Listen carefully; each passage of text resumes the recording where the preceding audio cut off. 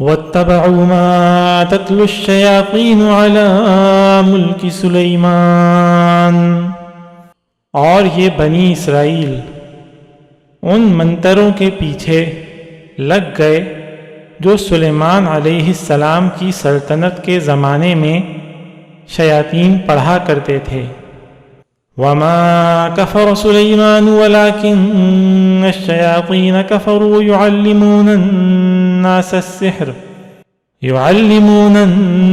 السحر وما أنزل على الملكين ببابل هاروت وماروت، اور سلیمان علیہ السلام نے کوئی کفر نہیں کیا تھا، البتہ شیاطین لوگوں کو جادو کی تعلیم دے کر کفر کا ارتکاب کرتے تھے۔ نیز یہ بنی اسرائیل اس چیز کے پیچھے لگ گئے جو شہر بابل میں ہاروت اور ماروت نامی دو فرشتوں پر نازل کی گئی تھی۔ وَمَا يُعَلِّمَانِ مِنْ أَحَدٍ حَتَّى يَقُولَا إِنَّمَا نَحْنُ فِتْنَةٌ فَلَا تَكْفُرْ، یہ دو فرشتے کسی کو اس وقت تک کوئی تعلیم نہیں دیتے تھے جب تک اس سے یہ نہ کہہ دیں کہ ہم محض آزمائش کے لیے بھیجے گئے ہیں، لہذا تم جادو کے پیچھے لگ کر کفر اختیار نہ کرنا۔ فَيَتَعَلَّمُونَ مِنْهُمَا مَا يُفَرِّقُونَ بِهِ بَيْنَ الْمَرْءِ وَزَوْجِهِ، پھر بھی یہ لوگ ان سے وہ چیزیں سیکھتے تھے جس کے ذریعے مرد اور اس کی بیوی میں جدائی پیدا کر دیں۔ وما هم بضارين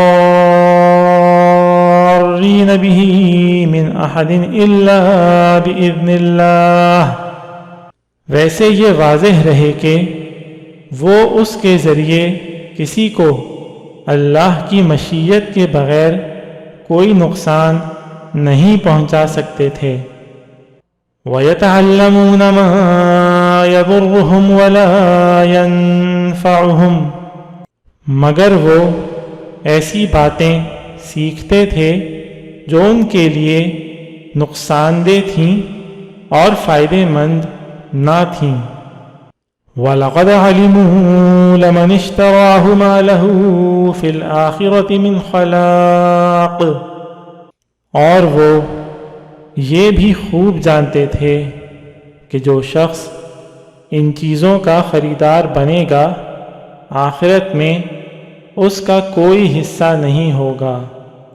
وَلَبِئْسَ مَا شَرَوْا بِهِ أَنفُسَهُمْ، اور حقیقت یہ ہے کہ وہ چیز بہت بری تھی جس کے بدلے انہوں نے اپنی جانیں بیچ ڈالیں۔